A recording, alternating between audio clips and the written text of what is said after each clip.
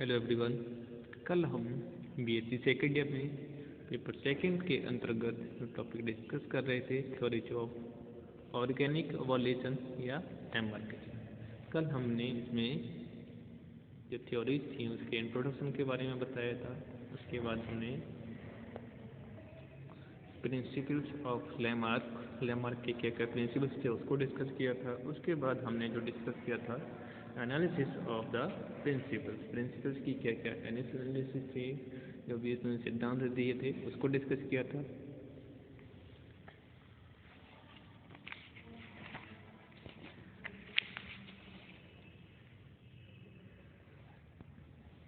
आज हम डिस्कस करने जा रहे हैं फैक्टर्स ऑफ लैमार्किज्म। लेक्चर जो लैमार्किज्म थे उनके क्या क्या फैक्टर्स थे।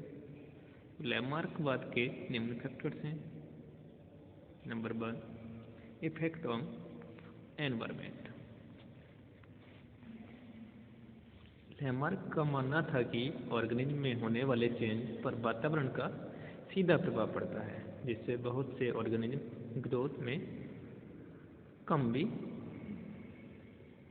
हो जाते हैं और बहुत से बढ़ भी जाते हैं। लैमार्क ने यह भी कहा कि वातावरण के प्रभाव से लिविंग ऑर्गेनिज्म की हैबिट्स भी बदल जाती है। इस फैक्टर के प्रमाण में यह कहा जा सकता है कि सॉयल टेम्परेचर यानी कोल्ड, सर्दी आदि का डायरेक्ट प्रभाव प्लांट्स पर व इनडायरेक्ट प्रभाव एनिमल पर पड़ता है। मतलब जो सॉयल टेम्परेचर और जो ठंड का जो असर है वो डायरेक्टली किस पर पड़ेगा? प्लांट्स पर। और इनडायरेक्टली किस पर पड़ता है? एनिमल्स पर भी पड़ता है। Next, effect of needs. Lamarck का विचार था कि हैबिट्स में परिवर्तन से या तो बॉडी में कोई न्यू ऑर्गन बनेगा या जो ऑर्गन पहले बन चुका है उसमें कुछ ना कुछ मॉडिफिकेशन होगा। Next, use and disuse. यदि कोई ऑर्गन कॉन्स्टेंटली प्रयोग किया जाए तो उसकी क्षमता व साइज बढ़ जाता है तथा उसका डेवलपमेंट अच्छा हो जाता है। इसके विपरीत यदि कोई ऑर्गन उपयोग में न ला जाए तो न केवल उसकी क्षमता बल्कि साइज का भी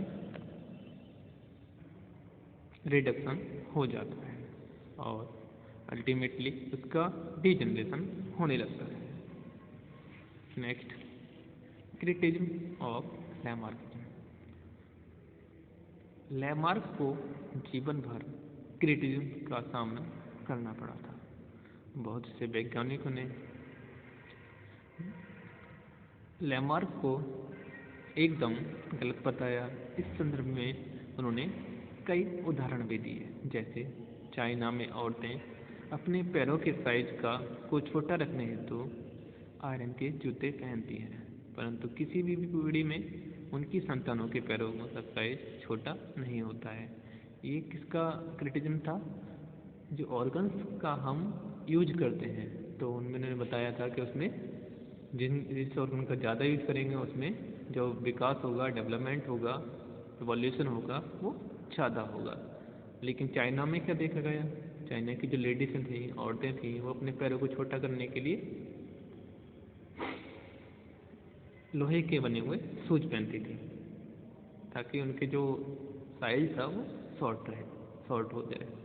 लेकिन वो कंटिन्यू करते थे इस चीज़ के लिए, लेकिन उनमें क्या था, उनकी जो संतानें थी उनके जो साइज था लेग फुट्स का वो वही रहा, तो यहाँ पर उनको विफलता का सामना करना पड़ा। नेक्स्ट पॉइंट, भारतवर्ष में नाक कान छेदने की प्रथा सदियों से चली आ रही है, परंतु किसी भी संतान में नाक कान छिदाए नहीं मिलते, वो सामान्य कंडीशन में ही दिखाई देते हैं। तो अपने इंडिया में देखते हैं जो महिलाएं होती हैं उनके नाक कान छेद दिए जाते हैं। तो इससे तो जो वैज्ञानिक थे उन्होंने ये तर्क दिया कि जब उन महिलाओं के नाक कान छेद दिए जाते हैं तो उनकी जो संतानें हैं वो भी वैसे ही पैदा होने चाहिए, नाक कान छेदे हुए। लेकिन आज तक ऐसा कुछ नहीं हुआ कि जिसमें नाक कान छेदे हुए एनिमल्स मिले। नेक्स्ट, अंधे माता पिता की संतानें जरूरी नहीं कि अंधी पैदा हो, ये भी एक तर्क था। यानी अगर कोई माता पिता है जो अंधे हैं तो उनकी संतानें अंधी, ऐसा नहीं हो सकता कि वो अंधी हो। ऐसे ही किसी के मम्मी पापा अगर विकलांग हैं तो जरूरी नहीं कि वो बच्चे भी हैंडीकैप्ड हों, यानी विकलांग हों, फिजिकली हैंडीकैप्ड हों यानी विकलांग हों, ऐसा आज तक नहीं हुआ।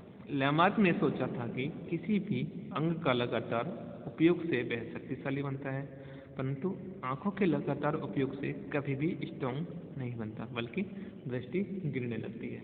विषय भी आते हैं बिल्कुल, जैसे आप लोग उन्होंने कहा था जिराफ अपनी गर्दन को पत्तियों तक पहुंचने के लिए उसको खींचता है, इसलिए वो लंबी हो गई।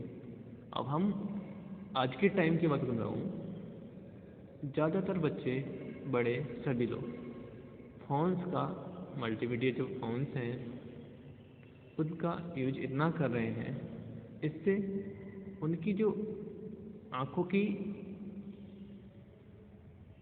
स्ट्रेंथ है वो स्ट्रॉन्ग नहीं हो रही, बल्कि वीक हो रही है।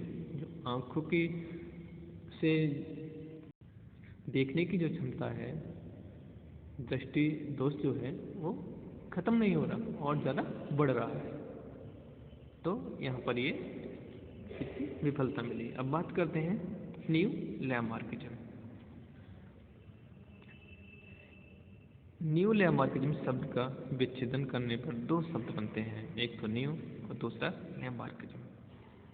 इसका अर्थ यह है निकलता है कि यदि लैमार्किज्म को आधुनिक रिसर्च के आधार पर कंसीडर किया जाए तो लैमार्कवाद का एक नया स्वरूप तैयार होता है। तो जो न्यू लैमार्किज्म है उसमें लैमार्कवाद के जो सिद्धांत थे उन पर रिसर्च करके एक नया डेटा संग्रह किया गया। वो क्या है? एक नया स्वरूप। वैज्ञानिकों के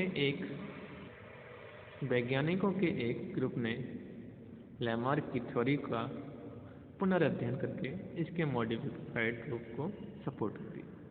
यही रूप न्यू लैमार्किज्म कहलाता है। ऐसे वैज्ञानिकों को न्यू लैमार्क कहते हैं। इन वैज्ञानिकों को F E. Sumner, M C. Dougall, Weismann, Spencer, निगले आदि प्रमुख हैं।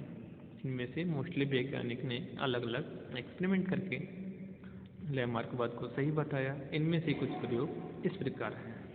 वह है मैकडॉगल का प्रयोग। एक मैकडॉगल नाम के साइंटिस्ट थे, उन्हें किस पे एक्सपेरिमेंट किया? चूहों पर।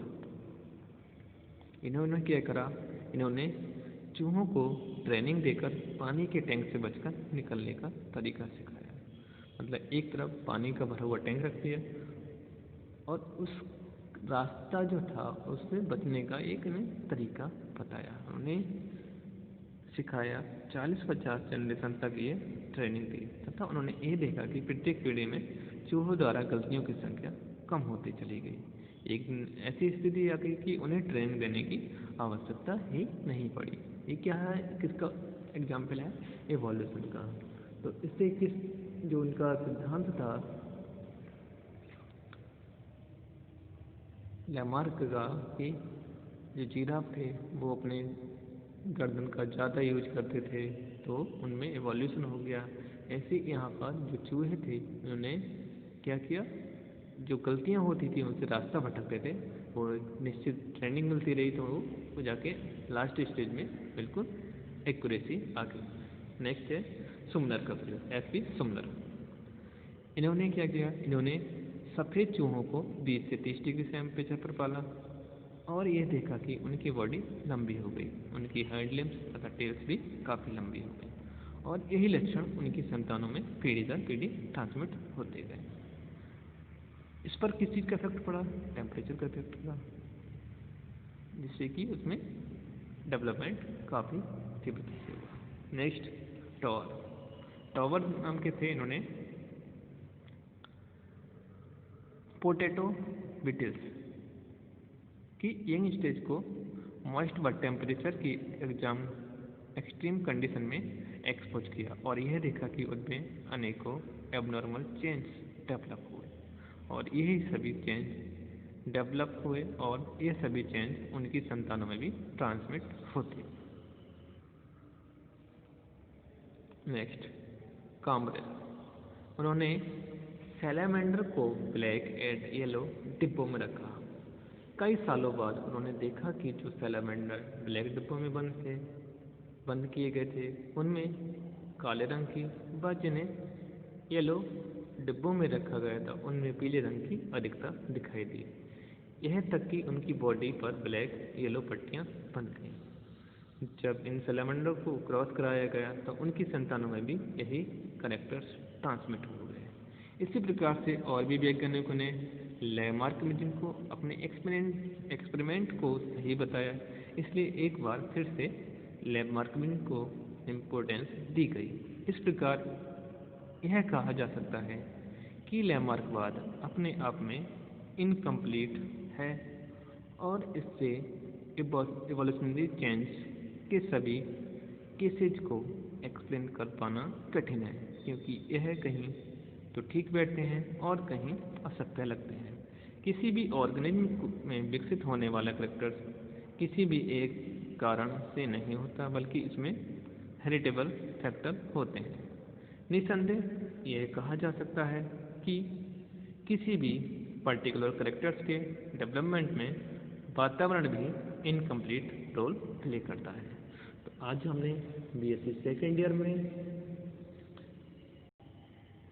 फैक्टर्स ऑफ लैमार्किज्म, इसमें effect of needs, use of disuse, उसके बाद क्रिटिसिज्म ऑफ लैमार्किज्म, उसके बाद हमने न्यू लैमार्किज्म के अंतर्गत जो डिफरेंट साइंटिस्ट थे उन्होंने कौन कौन से प्रयोग किए गए उनको डिस्कस किया।